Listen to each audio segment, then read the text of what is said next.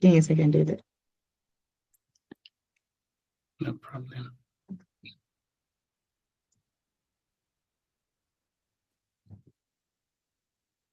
Okay, I think I have it. There we go. Do you see it? Okay. Yes, I do. All right.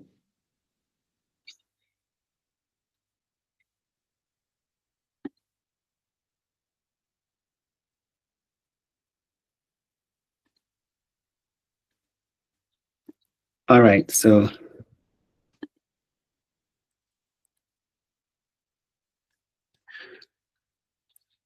I'll start with a little introduction, and then we'll talk about 6 principles of legal writing.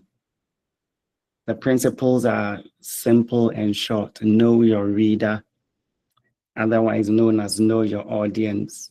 Be clear and concise. Be precise and consistent. Avoid ambiguous writing.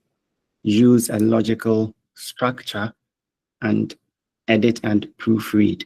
And then finally, we'll do those practical exercises Nanajwa promised.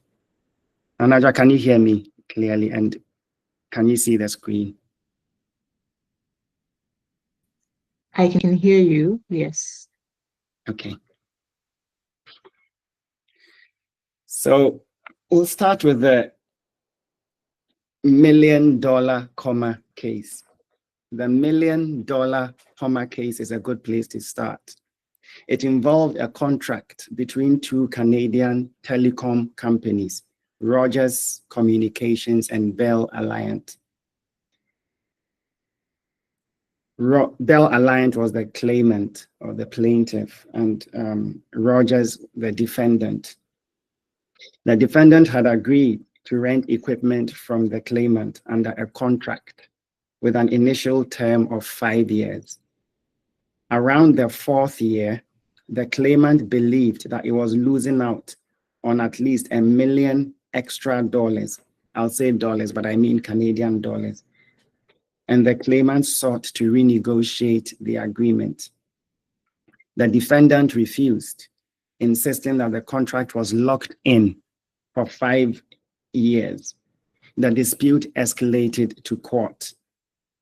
At the heart of the case was the clause you see on the screen right now. A single sentence, really, particularly the comma after the word terms.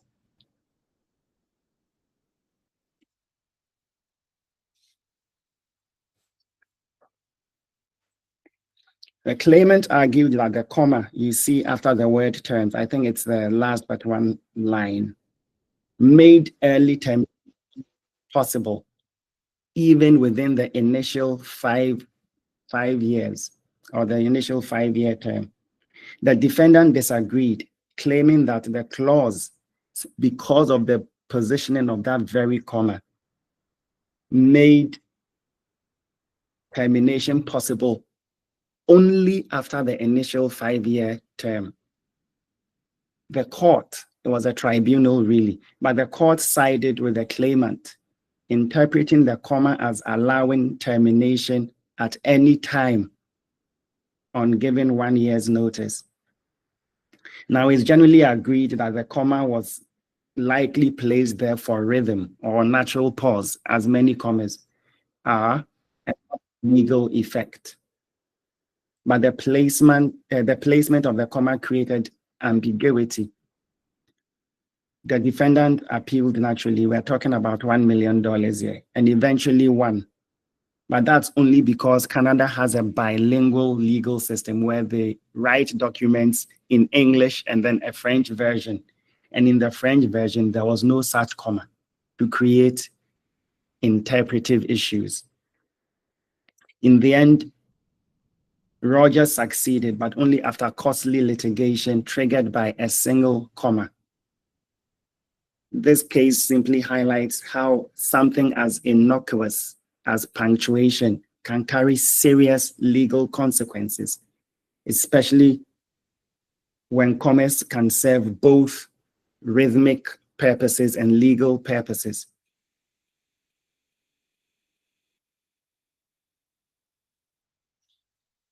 Strong legal writing is not merely an academic exercise. It has real consequences. People judge lawyers by their writing. I tell my juniors every time that people will judge you. They'll even judge the quality of your education by how you write. Don't let them judge you poorly. Dispute lawyers' ability to persuade courts are affected by well-crafted documents.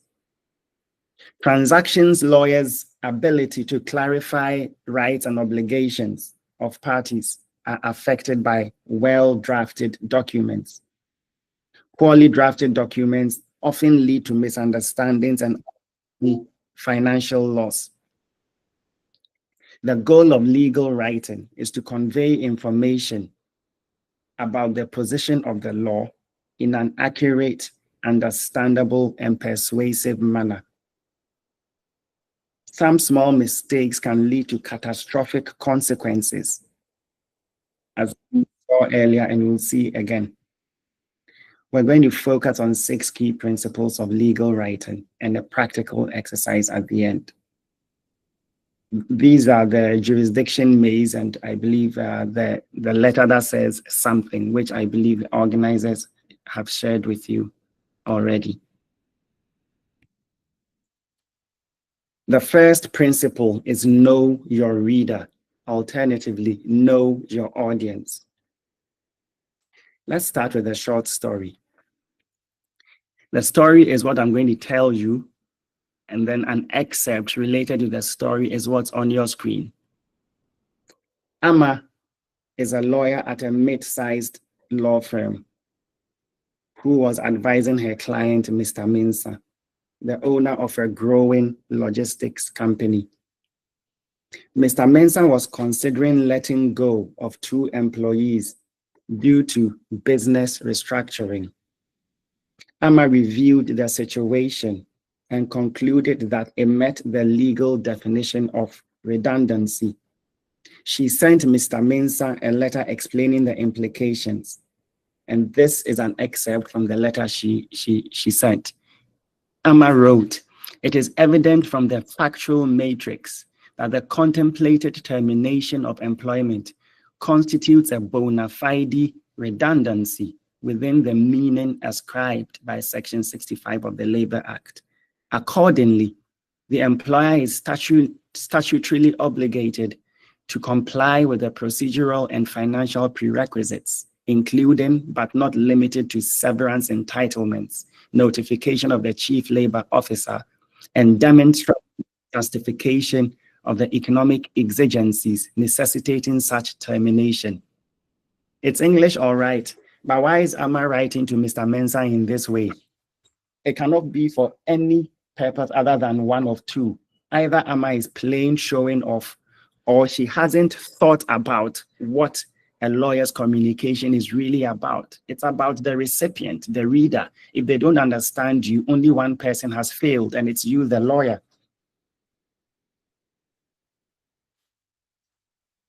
We will use the following 4. There are many more principles, as I stated, but because of the time constraints, I'm forced to limit the principles.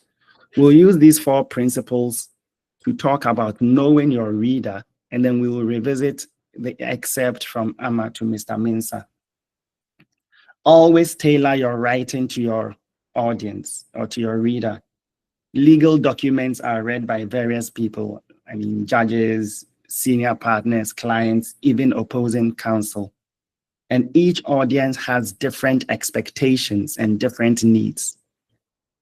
You must identify the audience and the purpose. Before writing, pause to consider who will read the document and why you are writing it.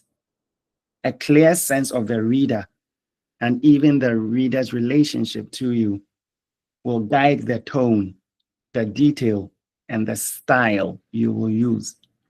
You must ask yourself, is this a brief or a submission for a court? Is it an internal memo for a partner? Or is it advice or an opinion for a client? That answer should shape your approach. A professional and respectful tone is essential in all legal writing, but the level of formality and the complexity you use should always be made to suit your audience. There's a saying that the breezier you are, the less seriously you'll be taken. In other words, don't be too informal. For example, if you're writing to a judge or a senior partner, surely it calls for a formally structured argument with precise legal terminology. On the other hand, if you're writing to a client to inform them about some right they have, you must use simpler language and more background context. There are differences in style, for example, between in-firm or in-house memos and opinions or client letters. For instance, a legal memo written for a senior partner will usually employ complex legal terminology. They understand it, and you will have to do an in-depth legal analysis. While the letter to the client should prioritize clarity, simplicity, should avoid jargon, should explain legal concepts you can't avoid, and should explain them in plain language. In other words, technical detail for experts, clarity and summaries for non-experts. You need to know your reader's needs. You must anticipate questions your reader might have. A judge might want to see the rule of law you are relying on and your argument upfront. A client might need a certain term explained, certiorari, derivatives. A transactional counterparty may focus on whether the obligations you have drafted are clear.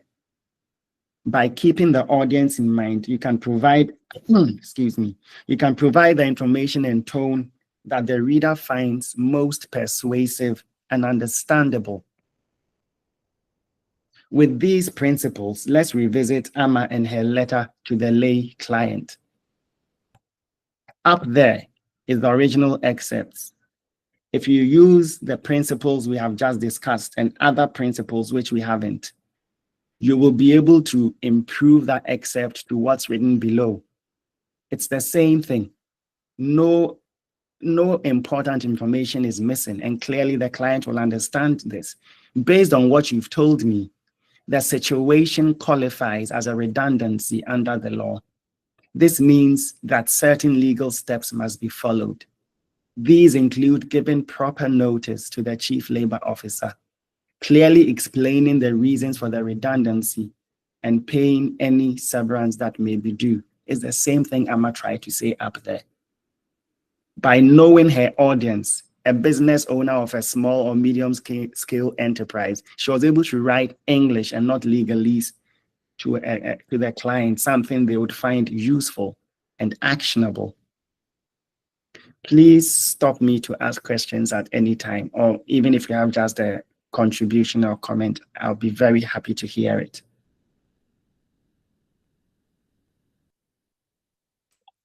The second principle is be clear and concise. Again, let's start with a story. Aku, a young associate at a commercial law firm. Sorry to interrupt. I think there's a question. Marian has a question. Yes, Marian.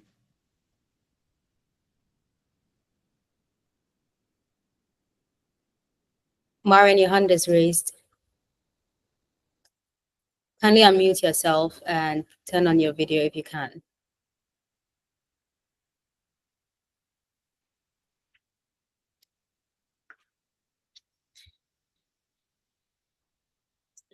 Possibly a mistake. I think we can proceed. So as I said, be clear and concise is the second principle. Aku, a young associate at a commercial law firm, was tasked with drafting a letter to the Environmental Protection Agency. Her client, a food processing company, had been accused of polluting a nearby water source and was facing a significant regulatory fine. The company denied the allegation and provided data to support. Hi, David. Yes. I'm sorry, I had an issue with my mic. No problem. Okay. Hi, my name is Marian. I'm a senior associate at ENS Ghana. I have a question on your first principle, Yes. about knowing your audience. Yes. So I understand that you have to, or I guess it's advisable to tailor your writing to your audience. But how do you get around it when you have more than one audience that you're writing to? So, for example, you are sending an opinion to a client. Maybe you're not sure who exactly is going to be reading, or is going to go to different people in the organization, and you're not sure what they are. I don't know if I should say skill level is, or technical understanding of whatever the topic is. How would you get around that with your writing? Thanks, Marian. So I think that as a general rule, all legal writing is usually targeted at one audience or one reader. But I agree that there might be instances where it's for more than one, or you simply do not know who the reader is. And I think that if it's for more than one, there'll always be the primary audience and the secondary audience. If it's easy to determine who the primary audience is, you must tailor it for the primary audience. If you do not know at all, because you're just sending it to a company who will read it, you do not know if they have an in-house lawyer, for example, I think you must err on the side of caution by writing it in business language so that a lawyer would understand, as would a non-lawyer. I hope that's helpful. I see It is. another Thank hand. you. Welcome. Hi, David. My name is Na Amalkuma. I'm also a senior associate at ENS Africa. So I think you've just mentioned in-house legal. So sometimes you're corresponding with the business, but you're talking to their legal department. Obviously, you wouldn't want to dumb down your language when you know you're speaking to a fellow lawyer, but you'd also want to make it simple. How would you sort of have that balance between making it simple, but also maybe speaking to the legal elements to avoid follow-up questions that you know are going to be coming? And particularly if it's a foreign qualified lawyer, so they would understand the legal elements, but maybe just not how it pertains in your jurisdiction. So a few things, as I said, you can stay on technical language for technical people. And we say technical in law, we mean lawyers. And that includes in-house lawyers, and it even includes foreign lawyers. However, if you know the circumstances of the reader and the purpose to which they are putting your work product, then you'll be able to know whether you should, for example, even for, say, a French qualified lawyer, if you say certiorari, you may want to explain it in another way because English may not be their first language, or their legal system may have a similar concept but may not call it certiorari. If you know that the in-house lawyer is relying on your work product to advise the CEO, you should write it such that you are not condescending to them. But you should also write it such that they are able to simply click forward with their own cover note to the CEO, because you are making their work easier for them. That's how they will love you and give you more work. So it's not exactly a science, but you need to ask questions, understand the person, understand their purpose. But I feel that if you aren't sure, you should use the normal business language of the day, which would be appreciated by everybody. Thank you. Thank you.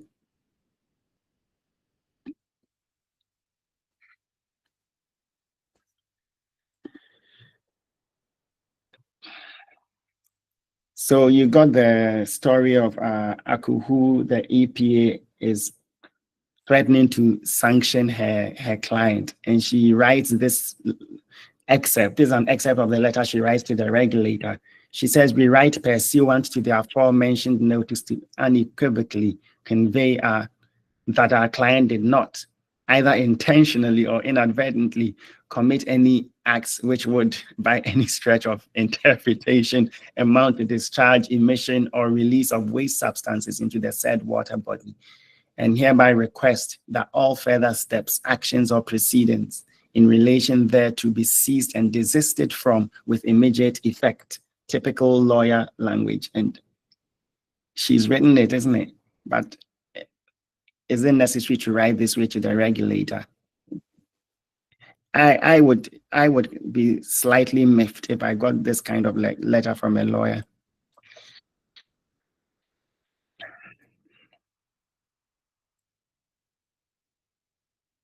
Every word and sentence in your legal writing must have a purpose. Clarity and brevity make documents more understandable and convincing even. This principle also includes using the active voice, as you see, for direct and vigorous writing. Legal readers, lawyers, judges, clients should not struggle to understand your point. You must use plain language where possible to explain, and you must explain complex concepts. You must find a way to explain complex concepts in straightforward terms. You must avoid unnecessary legalese or archaic phrases. Mind, I said unnecessary legalese because sometimes you can't avoid it, but you must strive. For example, rather than writing hereinafter the party of the first part shall cease operations, you can write the seller must stop operations at that point. Clarity improves with simpler word structure and word choice. Being concise also means avoiding filler phrases. An example is, as a matter of fact. It should be noted that if I had $1 for every time I see, it should be noted that in a legal opinion, I would be as rich as Elon Musk. It adds nothing to the opinion. They just add bulk. They don't add meaning. Avoid overusing jargon and Latin phrases. Latin phrases are quite literally so old, so passé, but lawyers want to hold on to it. Don't use Latin when plain English will do. You can use, among other things, you don't need to write inter alia and worse. I hear lawyers speaking to clients and saying inter alia. Shocking.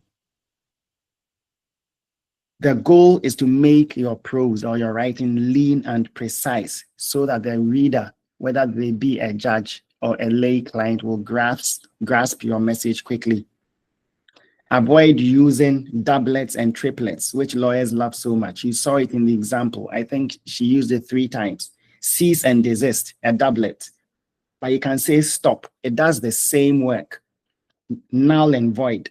In fact, some lawyers say null, void, and of no legal effect. Any one of those terms would work. Failed, refused, and or neglected. Failed works. Just use one word. Stop, void, failed. It does the same work as the long construction with the doublets and the triplets. Use the active voice. Lawyers like the passive voice. I think teachers unknowingly conspire to teach us the passive voice right from secondary school through law school. In the active voice, the subject, everybody remembers that a simple sentence is made up of a subject, a verb. There are other things, but a subject, a verb, and the object. And the subject does the thing which happens to the object. The boy kicked the ball. The boy is the subject. Kicked is the object. Is the verb. And then the ball is the object. The active voice makes the subject clearly perform the action. Example, the court granted the motion. In the passive voice, unfortunately, the action appears to happen to the subject when it is a subject which is making the action happen to the object. The court granted the motion. In the passive voice becomes the motion was granted by the court. You make the motion the false subject when the court is really the subject. The active voice is generally clearer and more direct. It makes you write shorter sentences. It leaves no doubt as to who is doing what. It is more concise and forceful. Active constructions will make your writing lively. You'll avoid dullness and potential ambiguity.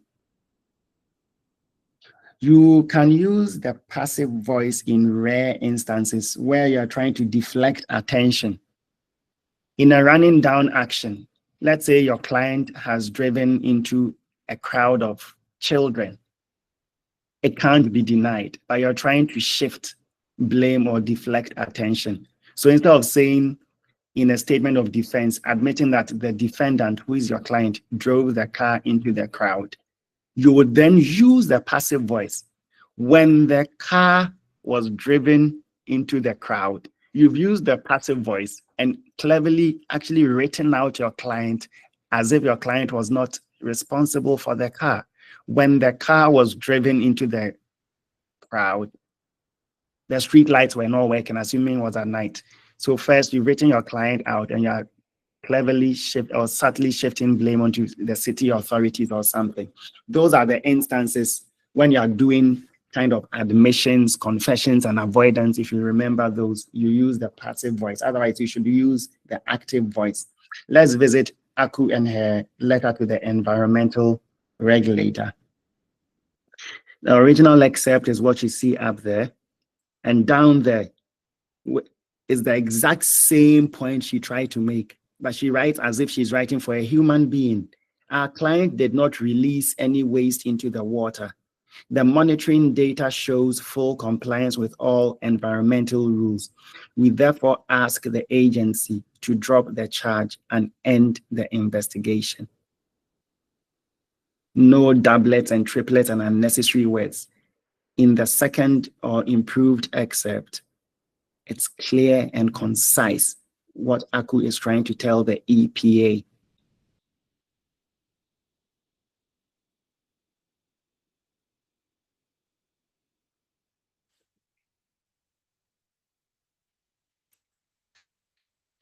The third principle is be precise and consistent. Again, let's start with a story. Every name I'm mentioning is fictional. I don't want to get into trouble.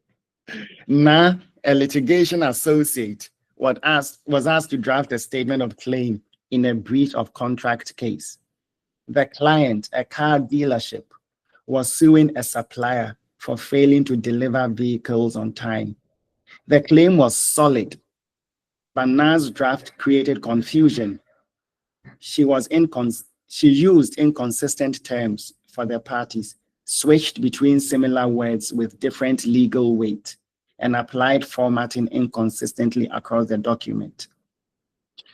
She says the claimant entered into a binding agreement with the defendant on 1st February 2024 under the contract, which he had earlier called a binding agreement. The supplier was to deliver 30 cars within 60 days. 30 is in words and figures, 60 is in just figures. The plaintiff fulfilled all its obligations. First, it was claimant, now it's plaintiff. They mean the same, but why not use the same? However, the vehicles were not delivered. She wrote cars earlier on in the same paragraph, I believe. Yes, actually, just right there on top of vehicles. Then she comes to vehicles. The delay caused substantial losses to the dealership. First, it was a claimant, then it was a plaintiff. Now she's saying the dealership. She should be consistent and say claimant throughout or plaintiff throughout. The claimant, here we go again, therefore seeks damages for breach of said agreement. It's been bouncing around like a yo-yo between agreement and contract. They may mean the same thing, but she should be consistent.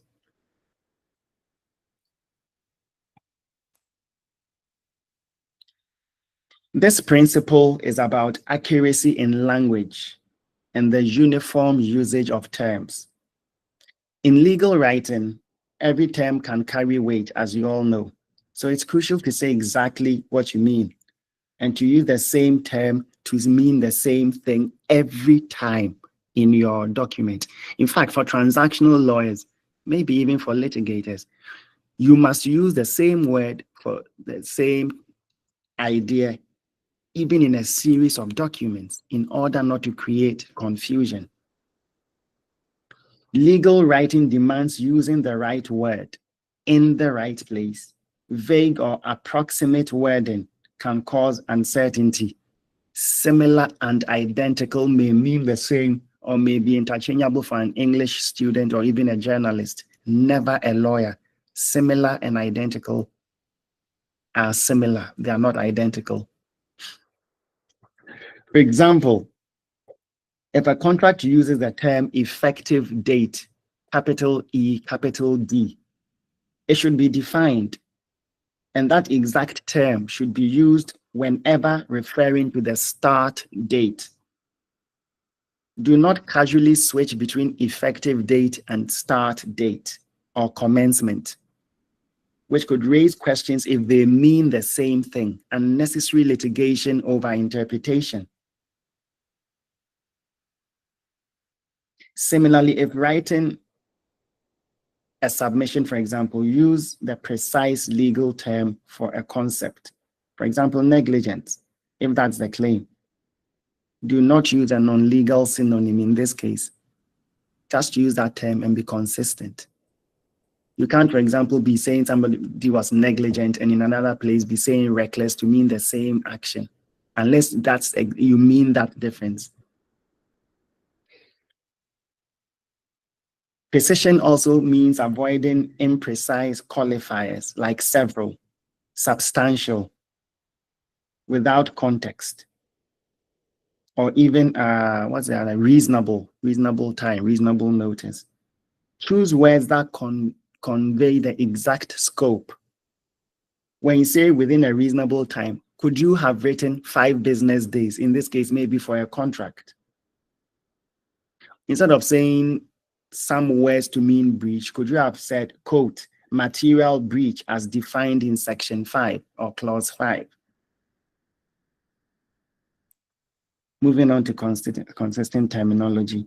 Once you choose a term for a party or a concept, stick to it. Inconsistent terminology undermines clarity and will confuse the reader. Don't alternate between lessor and landlord to refer to the same party in a lease or even a letter. It can cause and will cause confusion. In a written submission, don't refer to the same court as court in one sentence and tribunal in another. It doesn't work. Some people call it elegant variation. Elegant variation is dangerous. It's brilliant in literature. It's dangerous in law, because anytime you change the word you've used, lawyers start putting on their interpretation hats to say that you meant differently. Otherwise, you would have used the same word. Writers like to use synonyms to avoid repetition. But in legal documents, a defined term or repeating a defined term is not a flaw. It's a superpower. It's a virtue for clarity. For example, if a contract says consent, do not alternatively use approval for the same concept unless you intended to change it slightly. Stick to one term to prevent any doubt as to what you are referring to. Other examples are car and vehicle, contract and agreement, working day and business day. Consistency extends to names. Use the same name or acronym for a client or a law throughout.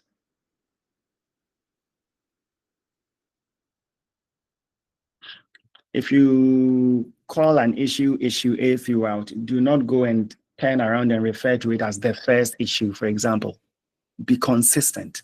It really improves your writing. It improves the clarity you give your writing and how understandable it is to your readers. There is also consistency in formatting and style. The content is paramount, yes. But consistency in things like headings, citations, and even the tenses you use for your verbs also contribute to clarity.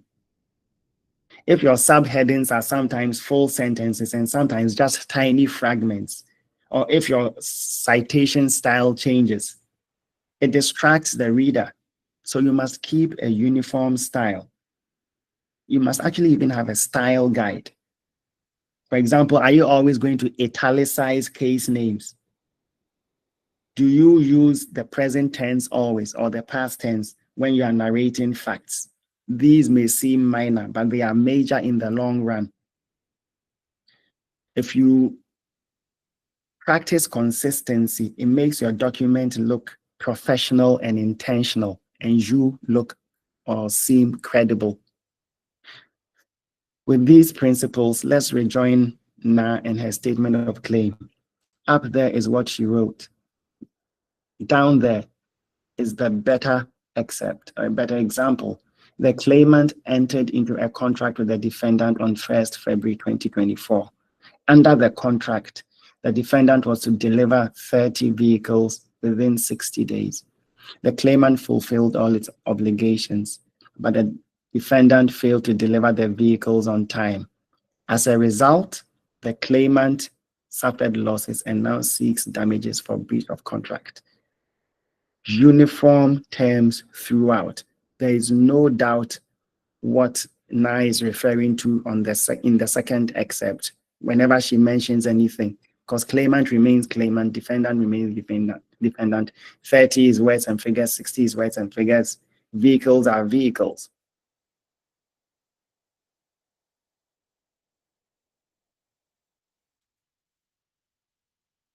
The fourth principle is avoid ambiguous writing or avoid an ambiguous writing style. Again, I'll start with a story. Equia is a junior associate who was asked to prepare a legal opinion for a corporate client considering a joint venture. The client wanted to understand its potential liabilities under the draft agreement. Equia reviewed the document and submitted her opinion. However, her writing was vague and ambiguous, as you would see. She used unclear pronouns, used double negatives, the stuff lawyers love, relied on the phrase and or, and used open-ended terms like within a reasonable time. As a result, the client was left unsure about what actions he needed to take after reading the opinion. Equia's excerpt goes, a party does not comply with clause 7. A party that does not comply with clause 7 might be liable if they are found to have acted negligently, recklessly, or both. The client should ideally be the clause should ideally be complied with. Sorry to interrupt. That's a question.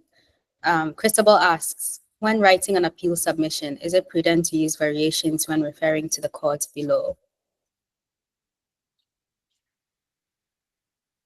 I don't think so. You can say the High Court or you can say the court below, but whichever you use first, I think you should stick to it so that the judge reading does not lose a split second or 2 seconds trying to remember what you mean. So if you say the court below, stick to it. If you say the High Court, stick to it. I think the Court of Appeal would know whichever one, but stick to the same term. There is really no need for variation, and quite frankly, it only wastes your time to be looking for synonyms in the middle of writing. Right, thanks. I also have a question on writing to a non-technical audience. So in legal writing, do tables have a place, or does it really undermine the seriousness or depth of, I guess, expected legal documents? I notice that most lawyers don't use tables. I find that non-technical clients will prefer a more straightforward, especially if you are comparing two things. So in legal writing, is that an accurate or a good tool to use? So tables are one of the devices I had to cut out because of the time frame, but tables are amazing. And I have a theory why lawyers do not use tables. Lawyers copy previous generations of lawyers who copy previous generations of lawyers. When legal practice started in Ghana, they were writing by hand. Hardly an effective way of doing tables. Maybe Kuntu Blankson or Casely Hayford or Saba didn't think about tables. So here is Jesse not thinking about tables, what, 6 or 7 generations later. And then there were the manual typewriters and then the electronic typewriters. You couldn't do tables with those either. And therefore lawyers then did not learn to write with tables. So now people don't want to write with tables, although we've had computers since before I was born. I don't want to share my age. But the truth is, tables are amazing because they condense a lot of information in one place in a very clear and relatable way.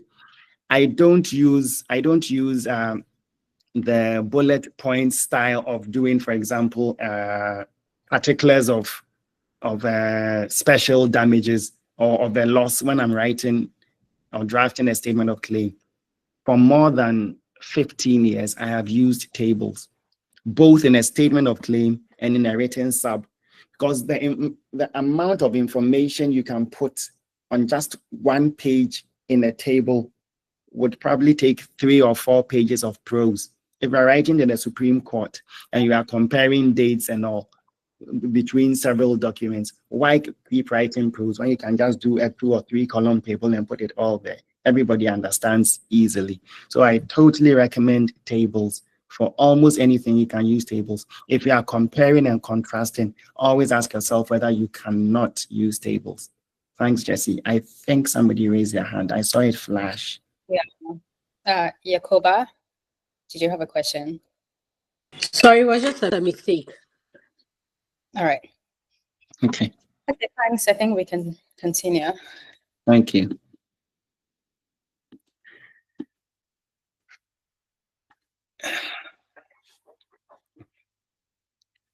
The clause should ideally be complied with promptly or within a reasonable period. The other party can either issue a notice and or proceed directly to enforcement, depending on how the situation develops.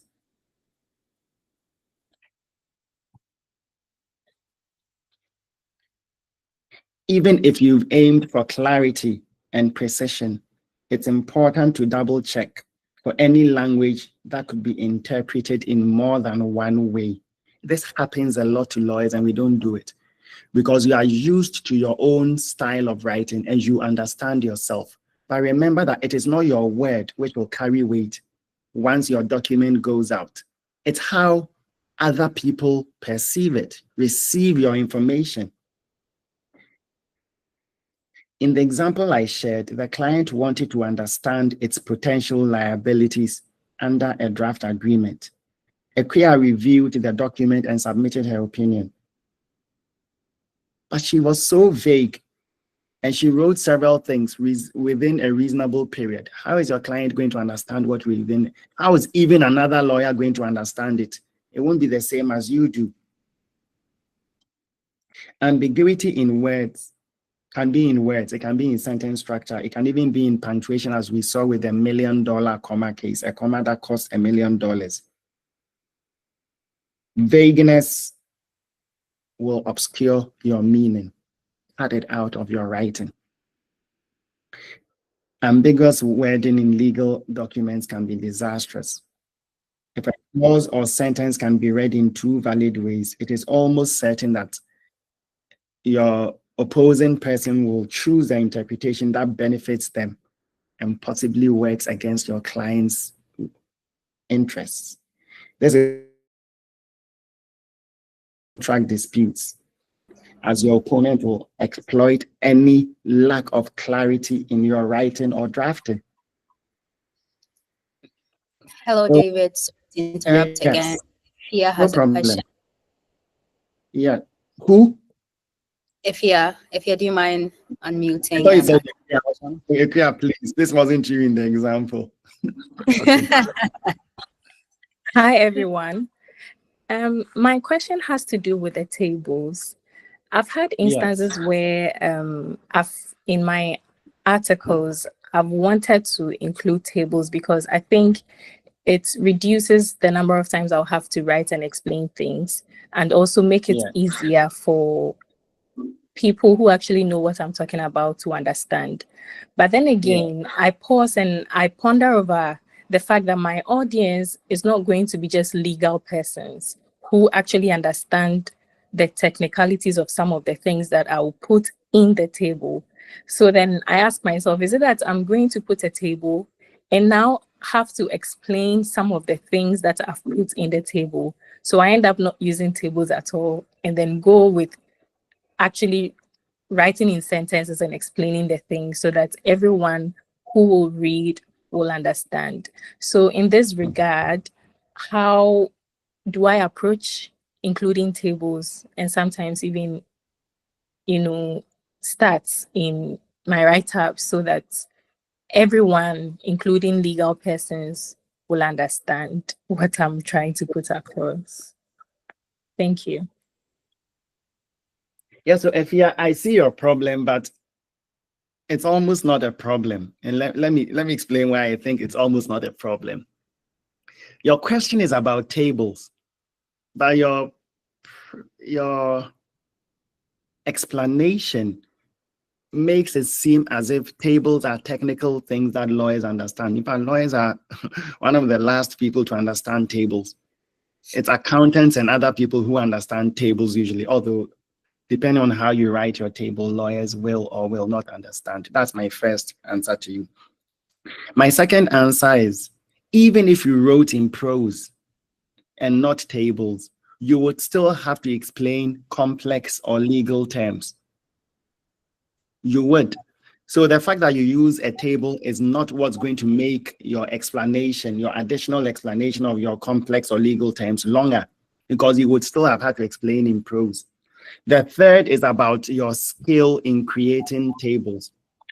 Generally speaking, when you are creating tables, you have a little bit of latitude or leeway or creativity in structuring your table. Usually when I do a table, there is always an additional column where I write something like with I head or headline, comments or remarks. And in those cells or in that column, I write anything that I need to explain to bring the information I have put in the table full circle. So I don't see why you cannot have an extra column. And this is really just something that's come to my mind immediately. I'm sure there are other ways. So I don't see why you cannot do an extra column on the right-hand side that will explain anything in the other columns that needs to be explained. It could be a piece of legalese or some jargon, or it could be some Latin phrase you felt you had to use, but you also have to come and explain. And you can combine tables and footnotes and all. So there is quite a little bit of creative latitude you have, Efia. I hope I have helped. If I haven't, I'm happy to discuss further. You have. Thank you so much, especially with the idea that I could actually have an extra column where I could actually explain. I do that all the time. Yes, because I think my challenge was, is it that after creating the table, I will have to now come and explain things outside of the table and how will people relate that to the table? So it was a bit confusing for me, but thank you very much. I think this is insightful. Was there another question? I don't think so. No.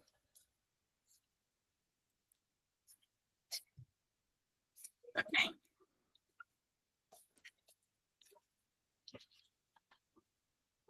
So I was going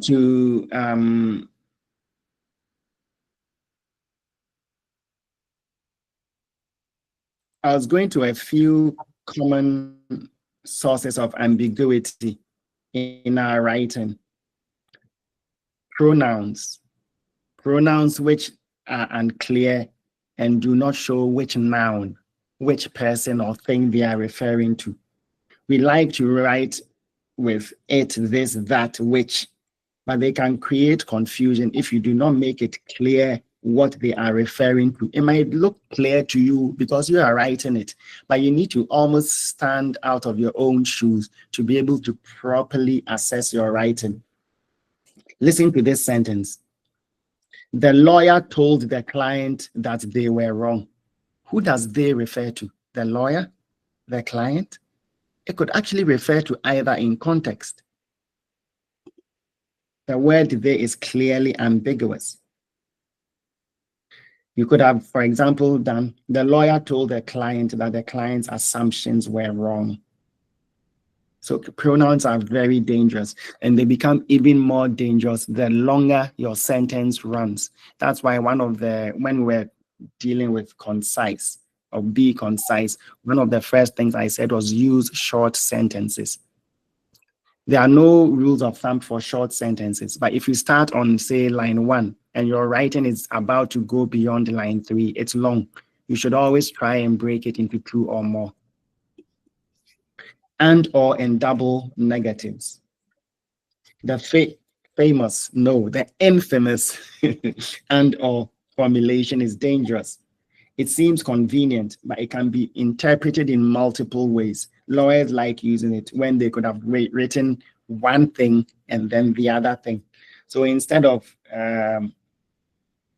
and or, you can say X, Y, or both. Instead of X and or Y, you could write X, Y, or both. And then lawyers like double negatives. Everybody in this room, this virtual room, loves it. We say not uncommon. I don't know why. I think it makes us sound like super smart to other people, including other lawyers or something. So we say not uncommon, when you could simply have said common. If a negative must be used, it must be absolutely necessary. Otherwise, find the positive term or positive formulation and just write that. Syntax ambiguity. Sometimes the structure of the sentence can create confusion. I saw the man with the telescope. Who had the telescope? I saw the man with the telescope. If I said, I saw the man with the telescope, draw it. You could put the telescope in my hands, or you could put it in the hands of the other man. That's ambiguity. And it's a really simple example, but that's how too often we write. And then we are shocked when the other person looks at it and interprets it in a vastly different way from what we intended. And it is cataclysmic if we are dealing with a contract involving big amounts of money. Two people, either of two people could be holding the telescope in I saw the man with the telescope. We need to be clear when we are writing. Catch ourselves writing something that either is meaningless or capable of more than the meaning we originally intended.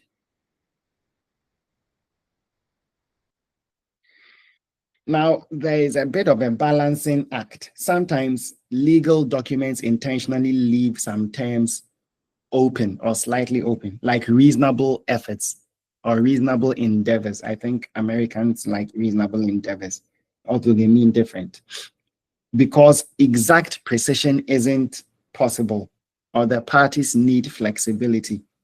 It's important that when you are writing such vagueness into your legal documents, it is an intentional choice you are making and not a blind spot.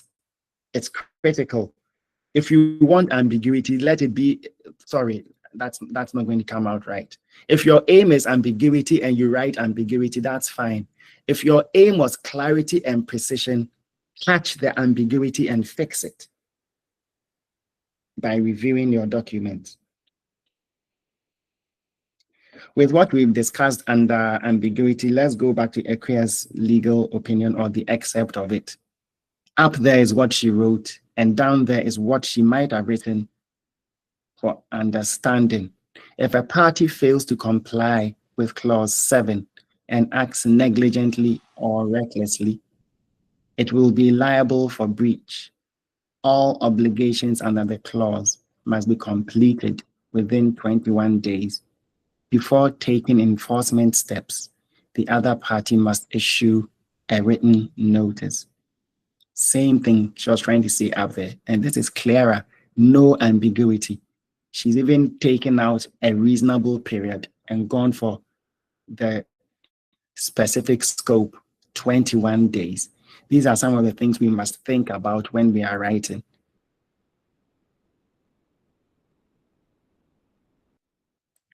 The fifth, this is the last but one principle, adopt a logical structure.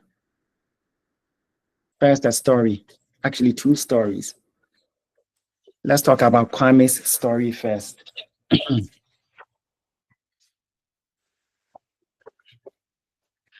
Kwame, a litigation associate, was tasked with drafting a written submission in a straightforward breach of contract case.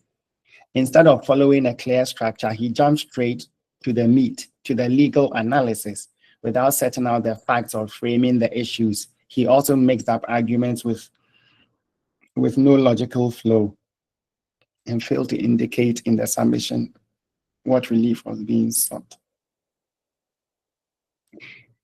In case 1, the court held that prior notice was not always necessary. Our client complied with clause 9. The other party had delayed payments. The agreement says delivery should occur within 30 days, which did not happen. We rely on case 2. Damages must be awarded. Next up is Sefako. She was tasked with drafting a legal opinion for a client about whether a non-compete clause, and I hope everybody here has come across a non-compete clause, in a contract was enforceable. She didn't use any headings or structure. She presented all the information in a single, dense style, making it hard for the client to follow her reasoning or advice. Here's Sefako saying the clause restricting the employee from engaging in similar business for 2 years after leaving the company may be enforceable depending on the, I'm even out of breath, depending on the reasonableness of the restriction, the interest being protected, and the scope of the geographic area. And some courts have found these clauses enforceable where the employer can show a legitimate interest and that the period is not excessive.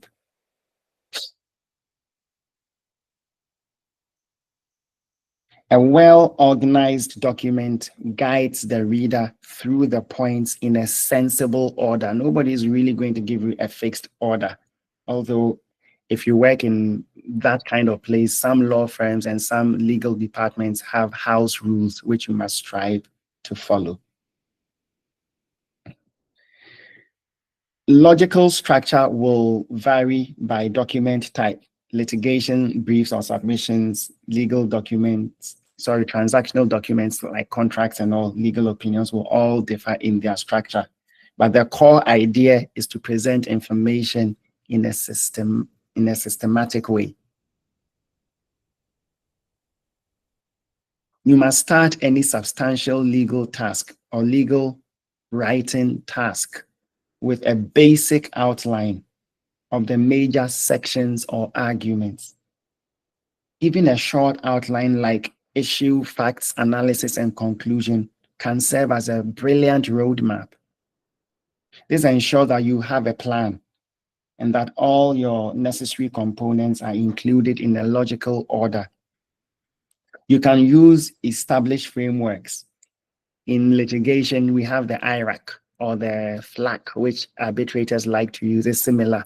Or there's the CREEC and all sorts of other frameworks. But use one to organize how you develop your legal arguments. The IRAC, to remind everybody, is issue, rule of law, or relevant law, application, and conclusion.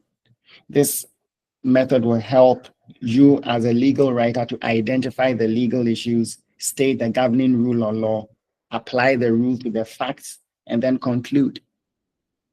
Such frameworks create a natural, logical flow that readers, whether they are judges or law professors or in-house counsel expect and appreciate. For persuasive writing, like a written submission, arguments should be put in a specific order. There are a few different or competing ideas about how you should structure your argument, but everybody agrees, at least every leading writer I have read about or whose book I have read agrees that do not present your ideas in a random order. Always start with your strongest argument. So when I said do not present your ideas, I meant your arguments. You must always start with your strongest argument. Now, there are two major schools of thought. One says start from strongest to weakest. That's not the school of thought I like or follow, and I don't think it's the better of the two. I think the better is the school of thought that says when you have arguments, do it in a 1-3-2 formation. 1 being the strongest, 3 being the weakest, and 2 being the second strongest. Because apparently, when people are reading, your first point creates the best impression. The middle point is the one they are most likely to forget. And if you do a strong closing, they remember your closing almost as well as they remember your opening. That's why you should do your strongest point being number 1 first, your weakest point being number 3 in the middle, and your second strongest point being number 2 third. And please don't repeat me anywhere, because I'll deny it. I'll even deny that you heard my voice today. I was ill in the hospital. Judges do not have a lot of time, and sometimes they skim over what you've written. They try to read the beginning and the end to get a sense. That's why you should do 1-3-2. At least they'll see your strongest and second strongest. And what they are likely to miss will be your weakest point, which is swimming somewhere in the middle. If there's a threshold issue, which some people call dispositive, an issue that must be dealt with before other issues become relevant at all, like capacity, like jurisdiction in litigation, is better. It's well advised to tackle that first. Let's talk about logical organization by document type. As we've already said, different documents, different legal documents have distinct logical structures. These are rules of thumb. They are not hard and fast rules, but you must find something that works for you. You must find something that works for you. Litigation documents like submissions, written submissions, briefs, typically include an introduction, background or facts, background or facts, and then you go and deal with issues, your legal arguments, which we said you can use the IRAC for, and a conclusion or prayer or relief. Prayer if it's a motion. And within the argument, we must use transitions. Each point must transition, link logically to the next. And you must use headings and subheadings for each legal issue or claim. For transaction documents like contracts, you should follow a clear structure. Again, unless there's a house guide for how you should do it. Title, parties, recitals, definitions, key terms like payments and other obligations, general provisions, signatures. It is important to group related provisions together. And you must use article, Europeans like to say article, or section numbering for hierarchy. 1.1, if 1.1 is a subpoint under clause 1, 1.1.1 or 1.1a. But you should use that hierarchy to show a clear transition from point to point. And about grouping related provisions together, for example, all payment terms should be under one section. All dispute resolution terms or clauses should be under one section. That's logic. That's how we do it. Somebody should not see clause 5 of an agreement dealing with payment, and then clause 18 deals with another aspect of payment, and then clause 36 comes to talk about default of the payment in clause 18 and then default of the payment in clause 5. It's kind of sloppy. That's not how we're supposed to write. So if you outline what you're going to do and you do the main sections, you figure out how to group the terms of the agreement you want to draft. A reader should be able, so it could be a judge, it could be a client, it could be opposing counsel, but they should be able to navigate the contract you are drafting and find all provisions on one topic in one place. Legal opinions and memoranda often start with an overview of facts, the question presented, a brief answer, an analysis or discussion, and the conclusion or advice. Please, if you're writing a legal opinion, for those who are not used to writing legal opinions on the daily, put a brief answer, or it's similar to an executive summary, as close to the beginning as possible. When you're writing to a CEO, COO, general counsel, they don't really have or make the time to read everything you've written. They want you to sell the meat, sell the sizzle, cut right to the chase. So write your brief answer at the beginning. Of course, when you're writing, you don't know your brief answer, so you write the entire thing. But when you finish, you come and fill in the brief answer where you go and tell them what their rights are, what their obligations are, the answer to the basic question they have asked you. Don't let them read through everything to go and find it at the end like a normal essay. That's not how you write memos and opinions. You write the brief answer as close to the beginning as possible. It actually shows respect for their time, and they will love you for it. I guarantee you.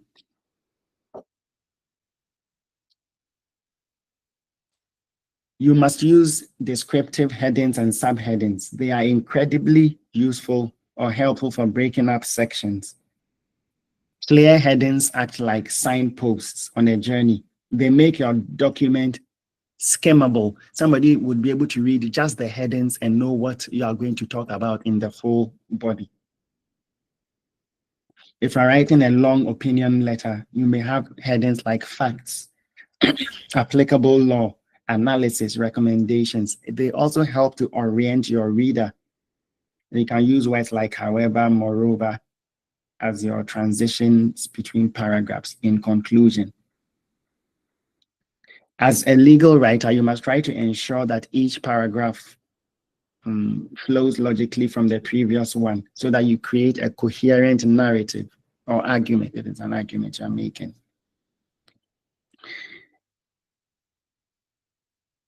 I've already talked about the visual structure, having levels, heading 1, heading 2, heading 3, or a main paragraph being clause 1, a sub being 1.1, a sub being 1.1.1. And if anybody looks at it, they see exactly where you are going with this.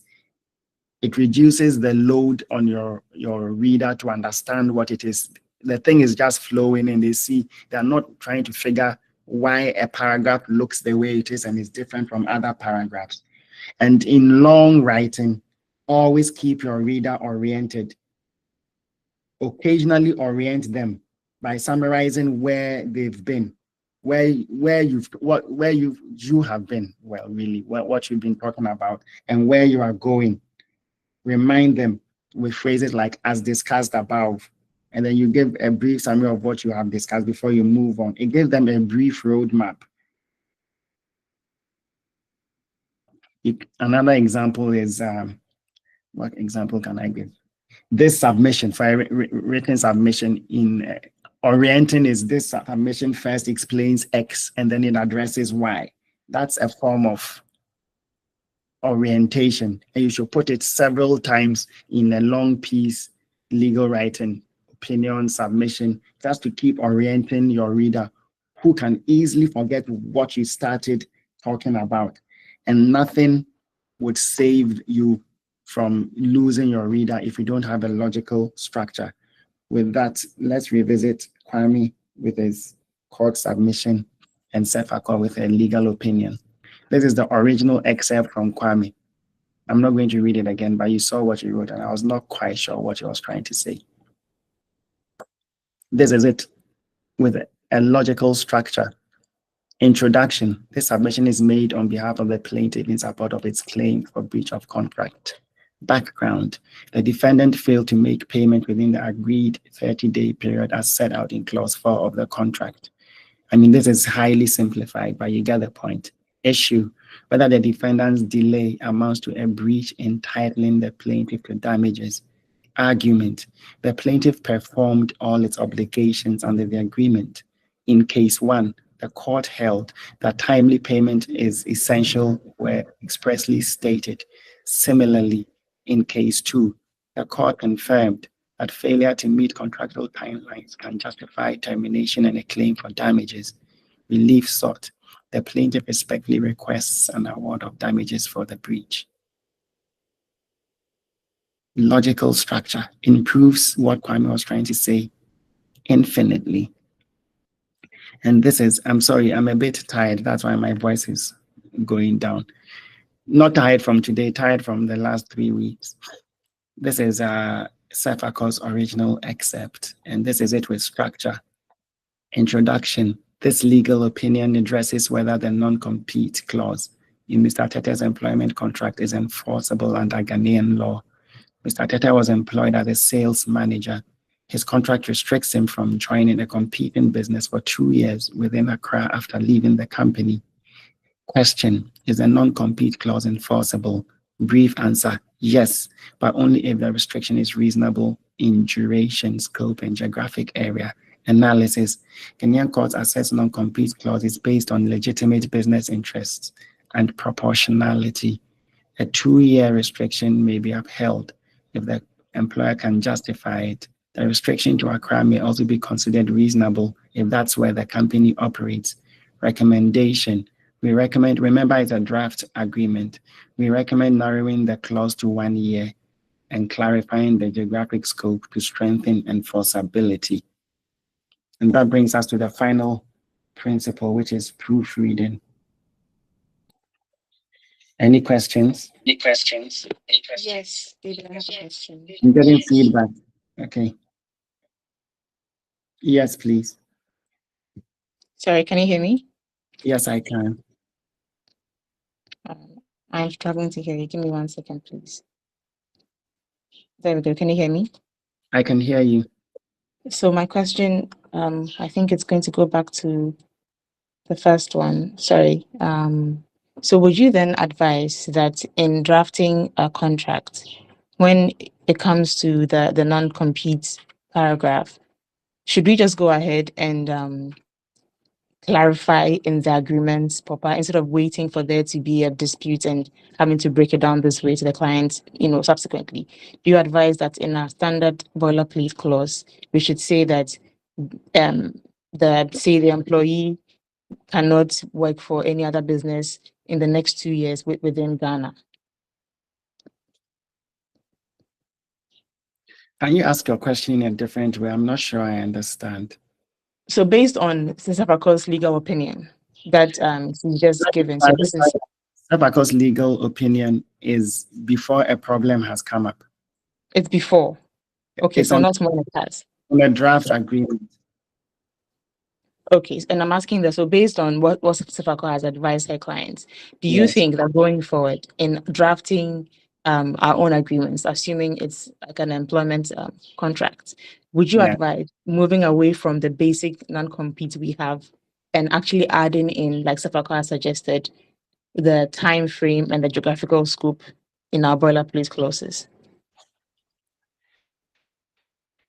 So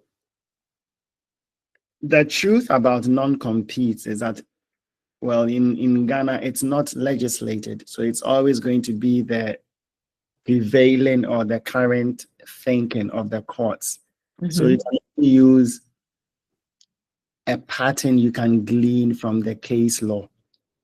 And even with that, the facts will change from case to case. So the courts always make sure to say that they will deal with it on a case-by-case basis. Mm-hmm. So I'm not too sure that having said that, it would be wise to advise another lawyer that have a specific period of time you are going to put in your non-compete. You should put time. I think that a reasonable time is meaningless and helps nobody if An unreasonable time. if the brown stuff hits the fan.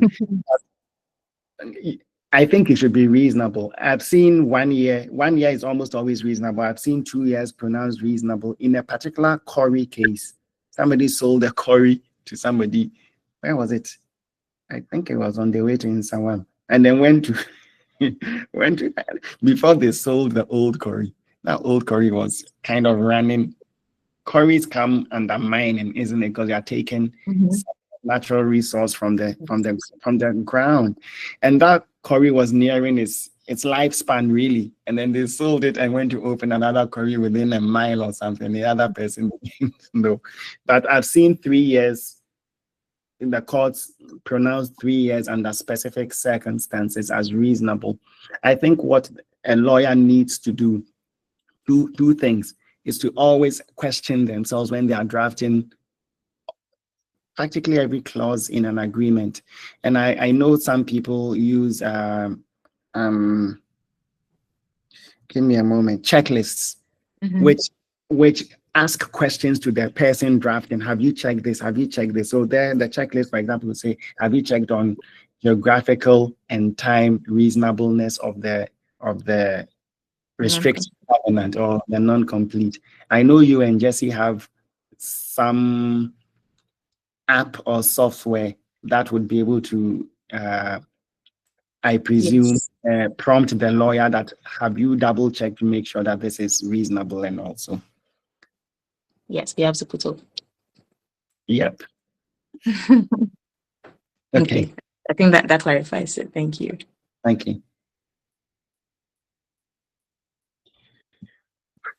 I'm tired.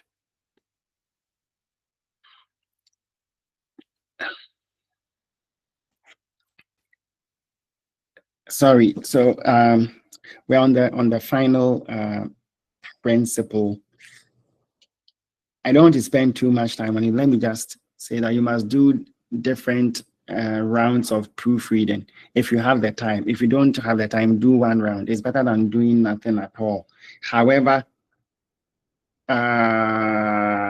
conventional wisdom says do different rounds. You can do a substance check where you look for the substance of the law that you've written, the soundness of your arguments and all. You can do a clarity and style check with some of the principles we've discussed, and then you can proofread or technical, by not in terms of law, but in terms of spelling, grammatical mistakes, formatting, punctuation, accuracy of your legal citation. You must kind of budget proofreading and editing time into the time you allow yourself to do legal work, especially drafting. Get a second pair of eyes. It's a form of peer review, in-house review if possible. If it's not, then put it down and come back later, maybe an hour later, maybe overnight, where you have fresh eyes to catch your own mistakes. No pride in authorship. Sometimes we draft an excellent piece of work and feel some kind of parental pride towards it. It's my child. It's a clever turn of phrase I have written there. I will never cut it out. If it's not contributing anything, or is rather potentially adding to ambiguity or even just adding words, cut it out. You are not.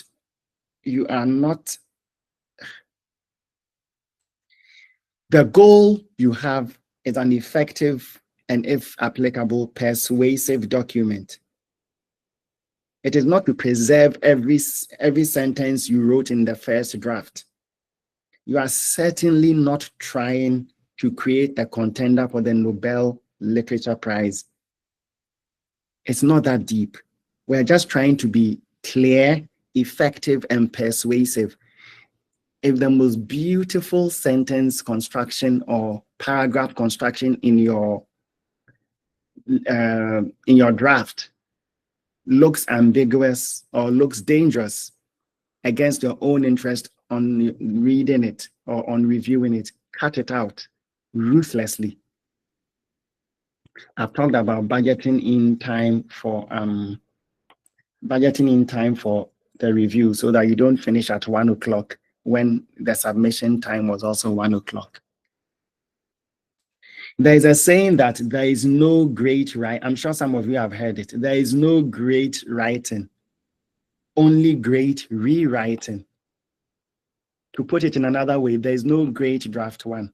Only subsequent drafts can be great.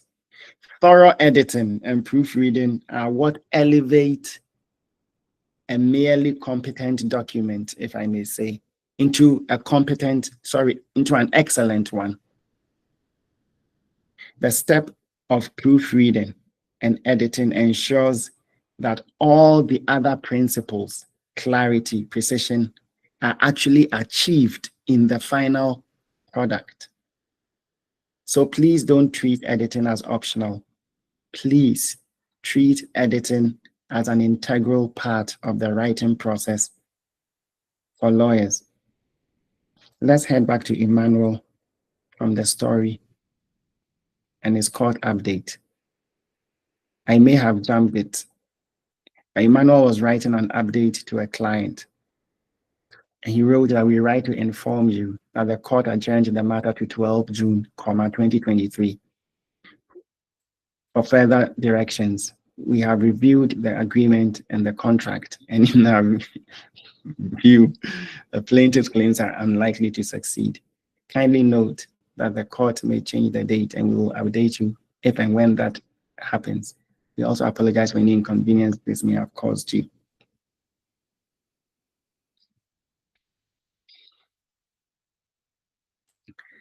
And people take turns and tell me anything they find wrong on this original slide. I see up to 6 mistakes.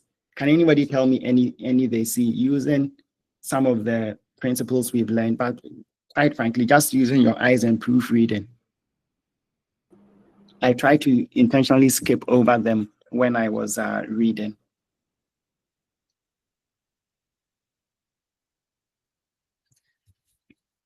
There's a comma after June. In this style of writing the date, it doesn't belong there. If he had written June 12, 2023, that comma would belong. When you write 12 June, there's no comma there. That's number one. Anything else?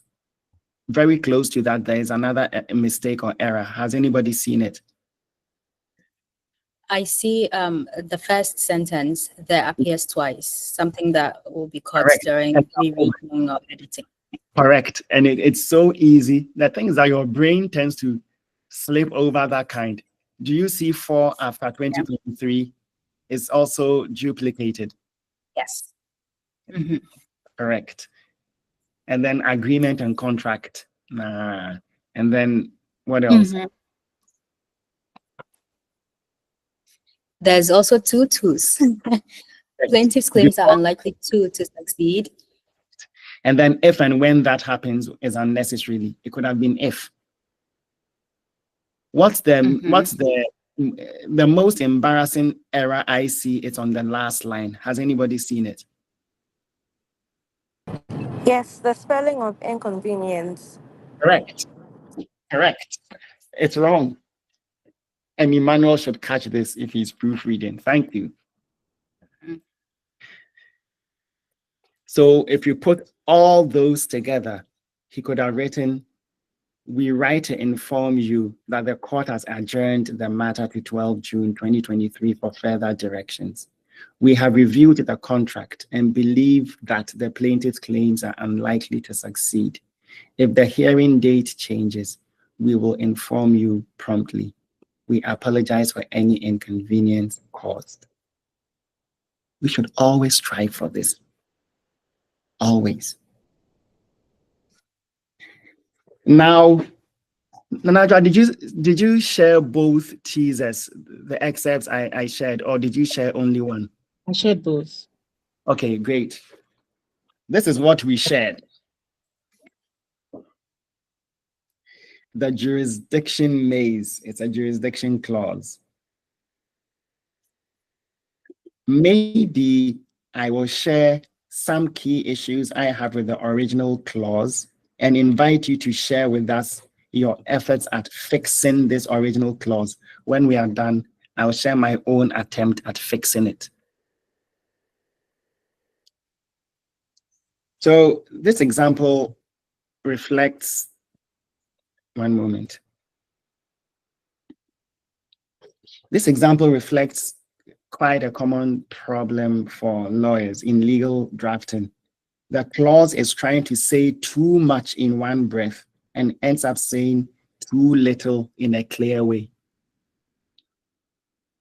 There is verbosity and it's excessive. The clause tries to cover every type of dispute with overly broad language in any way whatsoever relating to the interpretation, performance, breach, interpretation, termination, or validity. It's doing too much. This kind of over-listing tends to obscure rather than clarify your writing. There is ambiguity about the jurisdiction. Exclusive jurisdiction of the courts of Ghana suggests clarity, but it's immediately undermined, as you can see, by the exception allowing the parties to seek interim relief in any court of competent jurisdiction.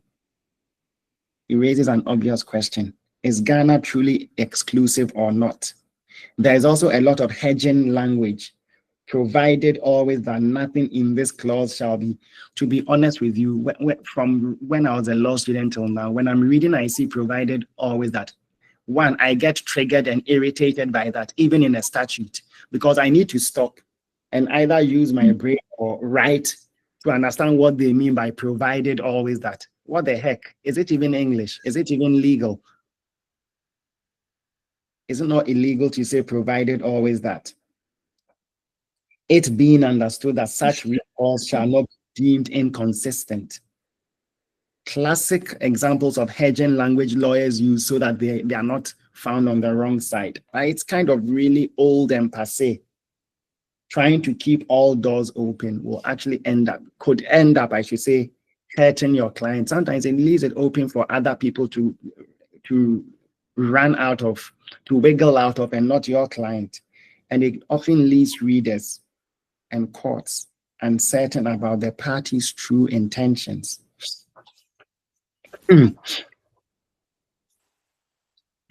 Dispute resolution clauses, for those of you who draft a lot of agreements or fight over them in court, are often drafted in this way, where they try to force so much. As my favorite law lecturer, Professor Kumado, would say, the kitchen sink approach. They just basically threw everything, all the dirty utensils and cutlery into the kitchen sink. It's all in there, find it. But it's shockingly a very common boilerplate clause. And it's just trying to be too clever. It's not good.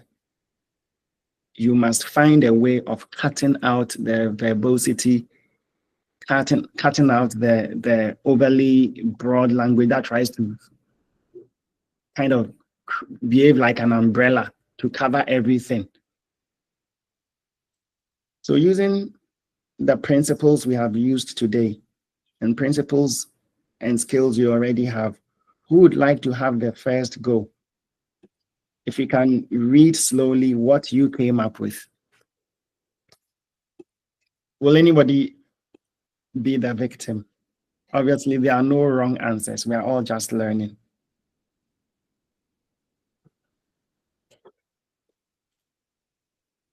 Oh. I can try. Please do try. Yes. The first one was difficult to understand. So based on my understanding of it, this is what I wrote. If a dispute arises from or relates to this agreement, the parties agree that they'll seek, it will be resolved exclusively by the courts of Ghana. However, either party may seek temporary relief from any court that has connection to the dispute. But doing so does not mean they're giving up their right to have the main dispute heard in Ghana.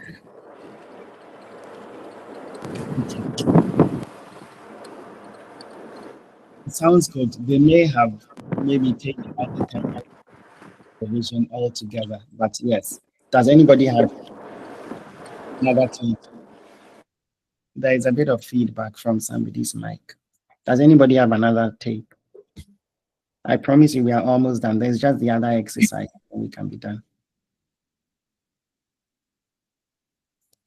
If there's a hand up, I can't see, unfortunately, because I'm on the slides. Mm-hmm. All right, shall I move on? Hand up? Yeah, I guess, yeah. Should I move on? Wendy has her hand up. Yes, Wendy. Hello. Any disputes related to this agreement will be resolved in the court of Ghana or shall be resolved in the court of Ghana. However, either party may seek immediate court relief elsewhere if necessary without affecting this agreement, without waiving, the agreed upon Ghanaian forum. Okay. I like it. Yes. It's more normal human language than this ridiculous thing that I lost brain cells trying to create this. Actually, this is my own attempt at fixing it. Any dispute arising out of or in connection, because that one is a term of art. There is actually case law that arising out of means slightly different from arising in connection with, so you can't do much about that. So any dispute arising out of or in connection with this agreement shall be submitted to the exclusive jurisdiction of the courts of Ghana. However, either party may apply to any competent court for urgent interim or injunctive relief where necessary without waiving the exclusive jurisdiction of the Ghanaian courts. So from both the first speaker and the second speaker, we are on similar ground, and that was good. Thank you. The second one, where a lawyer is writing a letter and quite frankly, only they and the Trinity know what they are trying to say. Again, I'll share some key issues, I find maybe 3 or 4 with the original clause, and invite you to share with us your efforts at fixing the original clause. So this letter kind of, in this excerpt, I should say, I was trying to mimic the kind of over-dense, over-engineered legal writing that we see lawyers do.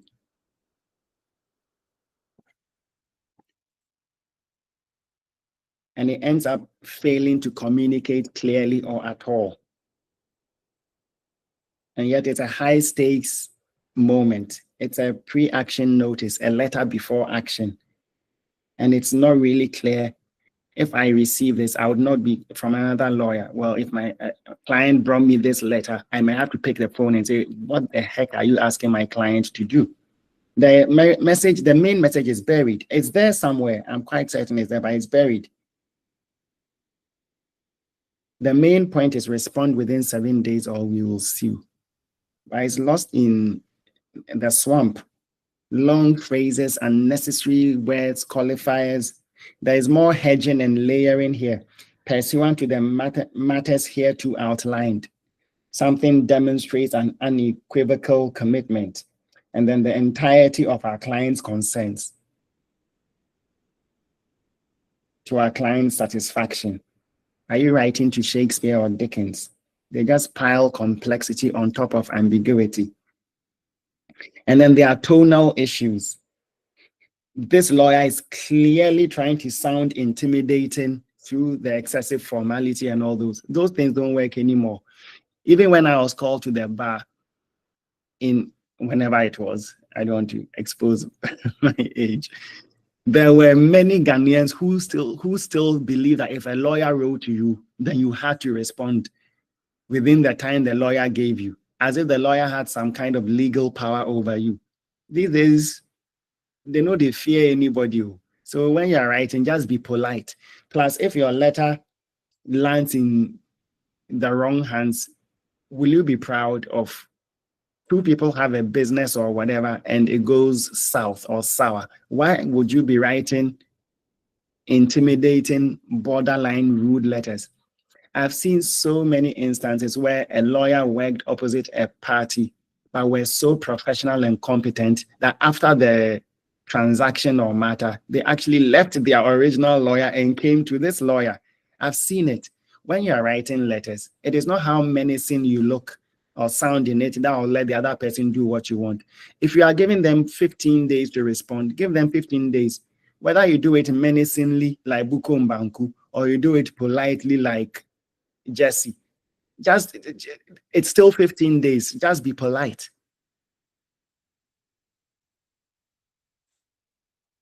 When I was called to the bar, I used to have these tonal issues. I was very aggressive in almost every letter of demand I wrote until I saw the light one day.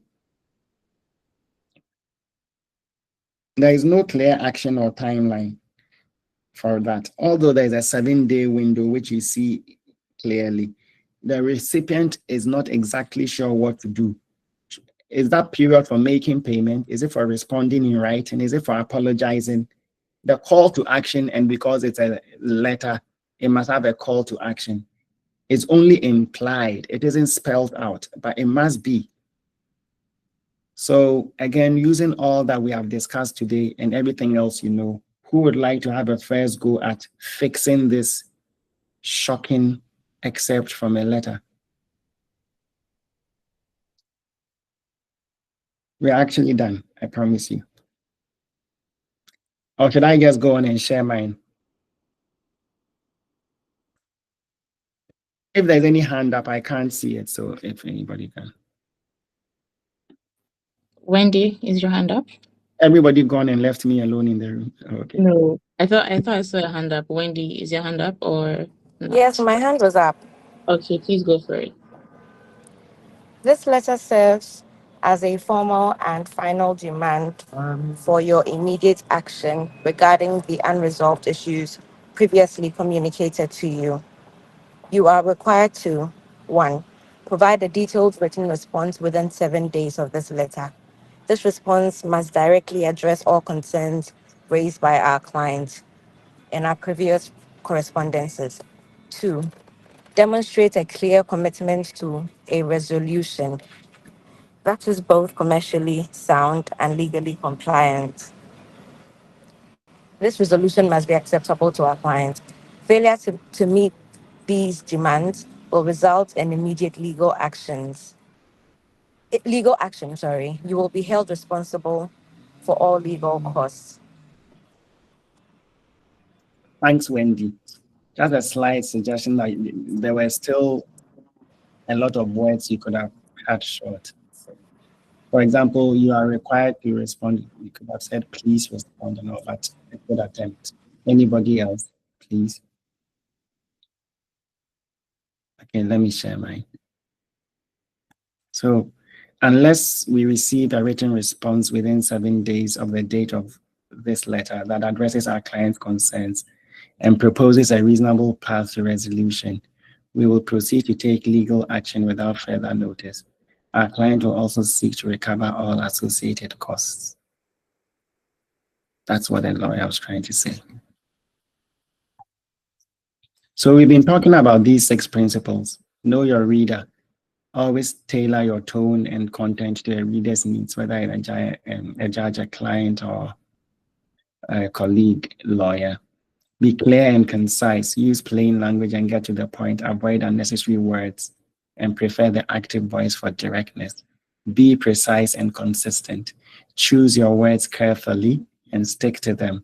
Define terms and use them uniformly to avoid confusion. Avoid ambiguous writing. Check your writing for anything that could be misread. Eliminate vague terms and clarify ambiguous references or punctuation. Remember the $1 million comma case. Structure logically. Organize your writing in a coherent flow using IRAC or other established frameworks. Use clear headings so that the reader can follow easily. Edit thoroughly. Never skip revising and proofreading. Even small errors can have big consequences. So polish your document to the highest standard. As stated, I'll share the slides. I'll share the slides today and then share additional notes for those who are interested with the organizers next week so that you can have those. And I am done for now. Please, if nobody asks, okay, well, there were questions, but if nobody asks one question, I'll feel that I have failed you.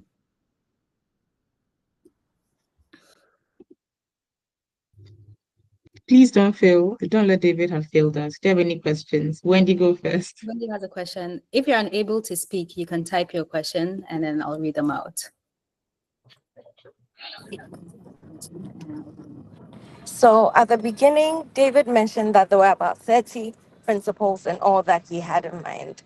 Some of us are really curious and would be very grateful if he can recommend any material or any material for further reading. Yes. Can I do a list of some of these and share with the organizers? I mean, you are in a group or some kind of platform, so they can share with you. But let me compile a list of some of my favorite books. That would be great. Thank you.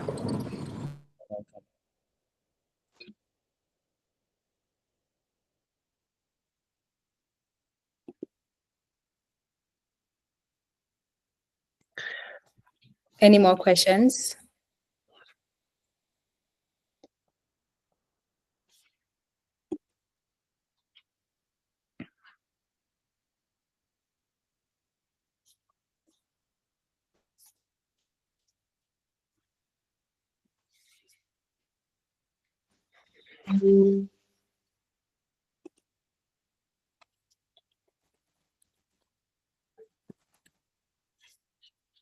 And Aja, what is it about the book? Okay, well, since you brought it out into the public forum, I haven't brought it up. Wendy asked about material, and I figured this would be a great time to plug that you are in fact working on material to be published soon, so everyone can buy your book soon and learn all the brilliant things. I don't know about soon. I'm working on an 18-chapter book for young lawyers. I don't have a strict definition for young, but year 1 to 4 or 5, and I won't share the working title, but it's on things they don't teach in law school. There are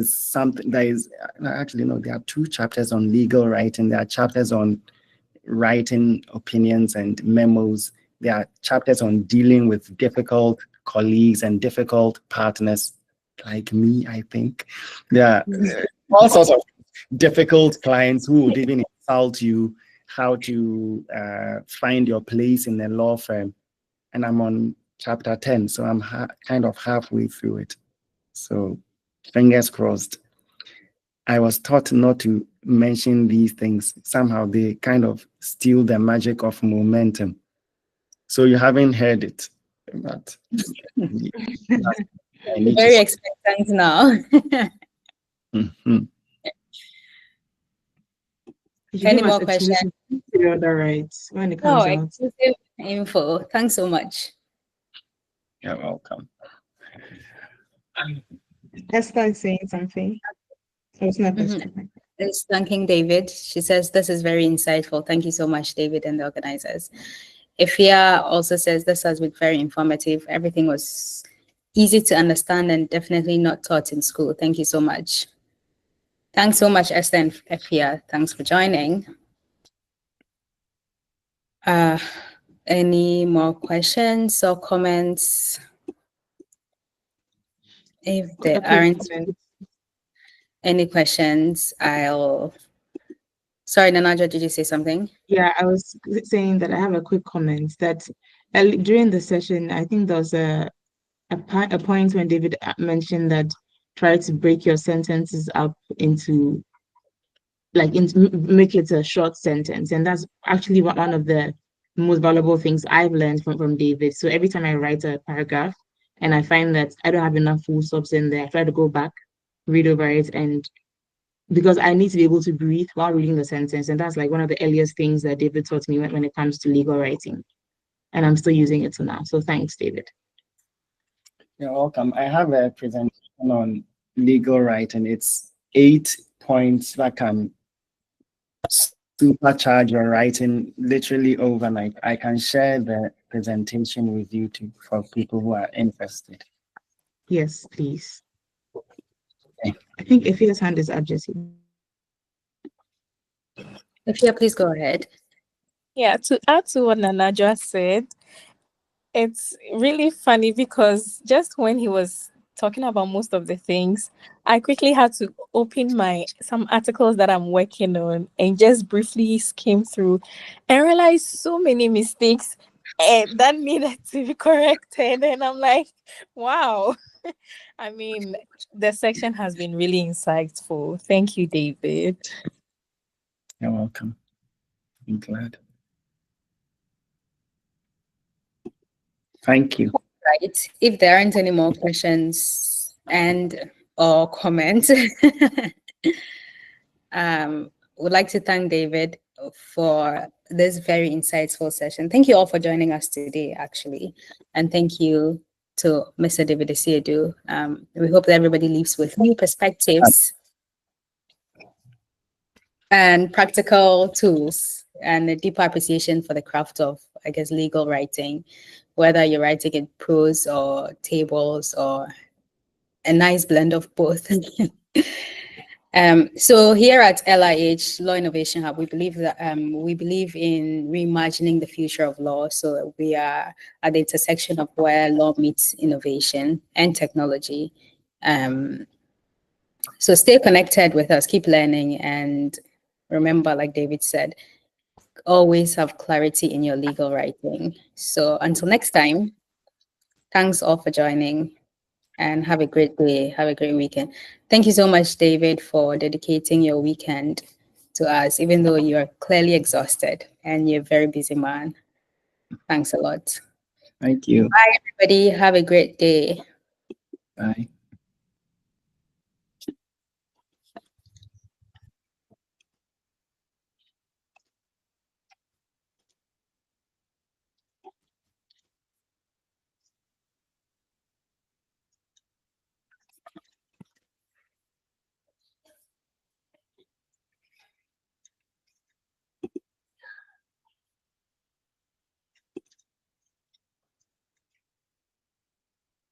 Okay. Everybody has left. Okay. Everybody else. Are you done recording? Can you stop the recording? There we go.